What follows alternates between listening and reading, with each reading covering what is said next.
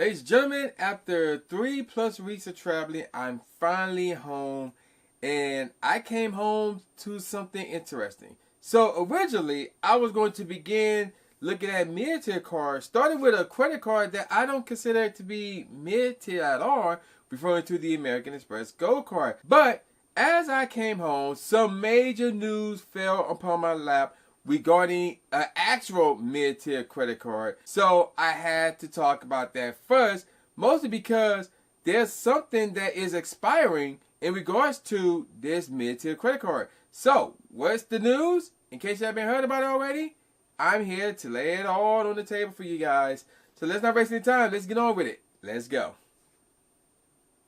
Okay, so the news involved the Chase Sapphire Preferred card, which is Chase mid-tier credit card. And once upon a time, you could look at this card and say that it was more or less a laughing stock. Hey, you can look at Chase as a whole and say that they were a laughing stock, especially with all the changes that other credit card companies have made within their own respective ecosystems. But now Chase is firing back. But before we look at how Chase is firing back, we need to look at this card to see where it was at before the changes occurred. So here's what this card was like before the changes occurred. Now the majorities of these things I'm about to say for you guys remain the same. So not much has changed, but they did make some changes. But before we get to that, let me tell you about the things that the card has right now. So with this card, you're still looking at a $95 annual fee. You're now going to get 75,000 Chase points after spending $5,000 with this card within 3 months. Now originally, you were getting 60,000 points after spending $4,000 with this card within the first 3 months of you getting the card, but at some point they changed it from 60,000 points to 75,000 points, and the spend requirement went up from $4,000 to $5,000. But the time frame that you had to fulfill the spend requirement remained the same, by the way. But let's move on. Now, moving on to the reward multipliers, you're still looking at 5 times the points on travel and car rentals that you make on the Chase travel site, and on Pelton purchases, you're looking at 3 times the points on restaurants, including takeout and eligible delivery services, select streaming services, online grocery stores, not Target, Walmart, or wholesale clubs like Sam Club and Costco and things of that nature.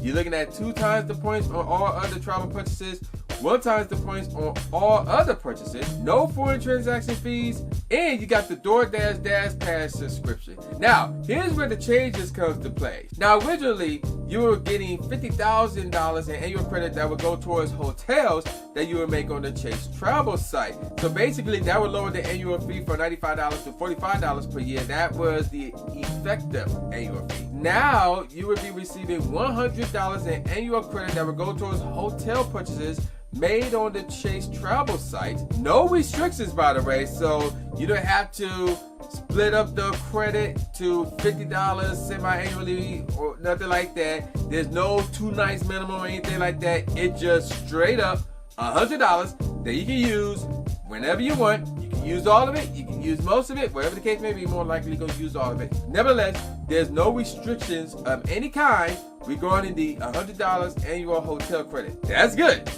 That's good. You're now going to be getting 3 times the points on gas, EV charging, and vacation home rentals such as Airbnb and Vrbo. You will also now be getting $120 credit towards TSA PreCheck, Global Entry, or Nexus every 4 years. And again, get Global Entry because that normally comes with TSA PreCheck. I'm not familiar with Nexus, so I'm going to say don't get Nexus. Don't mix with Nexus.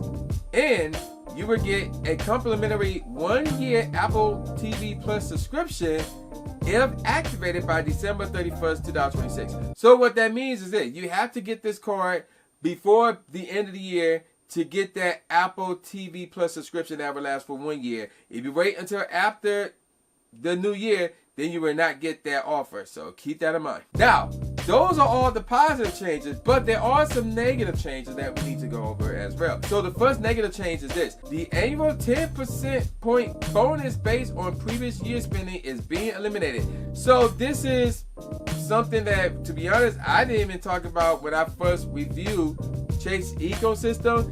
So this is somewhat of a bonus that not a lot of people really care about. But the next one is interesting. The points transfer from the Chase Sapphire Preferred to World or Hyatt will now go from 1 to 1.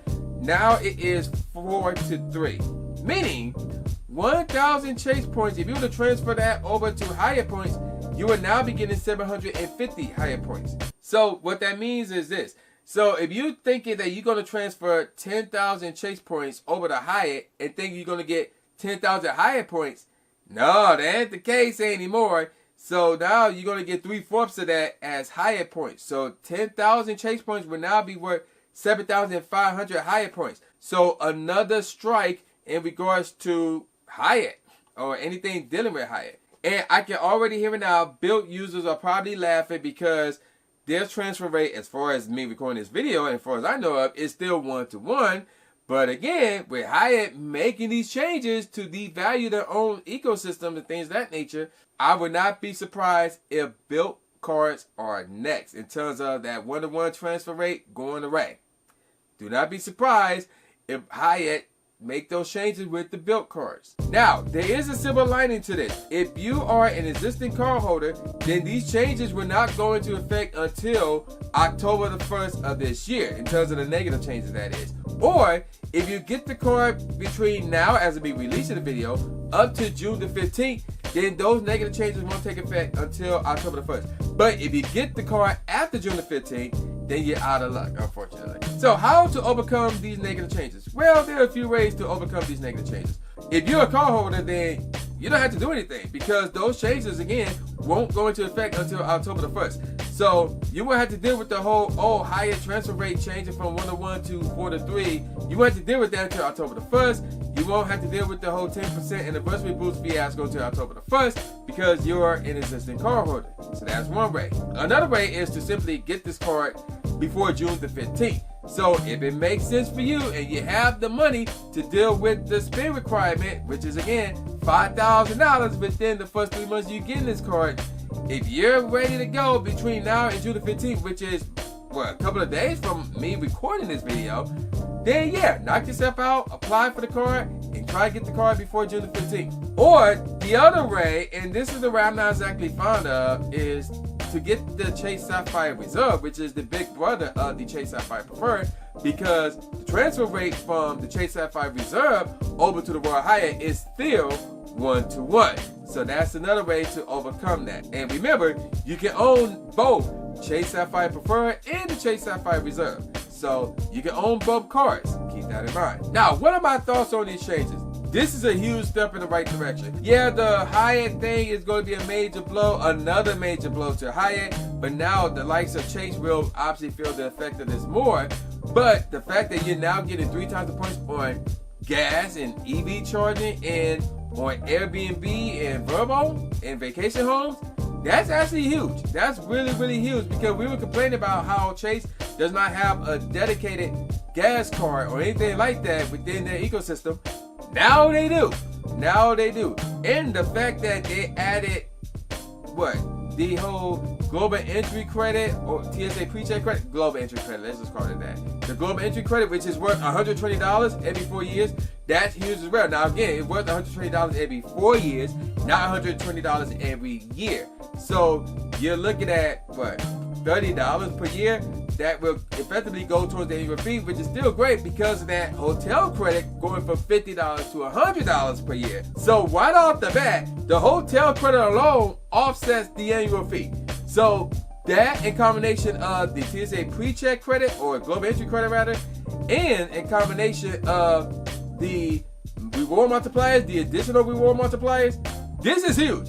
This puts the Chase Sapphire Preferred right up there with the likes of the City Strata Premier card, and Chase, as far as I know, is no longer a laughing stock. This is a huge step in the right direction. So, which brings me to my next question.